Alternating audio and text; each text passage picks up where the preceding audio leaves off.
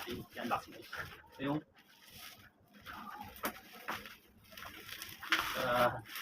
yan. Free bag siya. Ito yung tent. Yan yung kulay niya. So, tingnan nyo.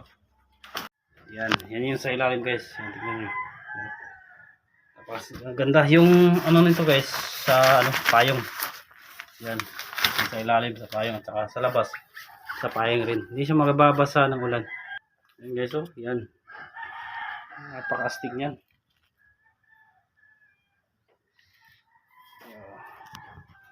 Yan, napakadali lang i-assemble. Yan, oh.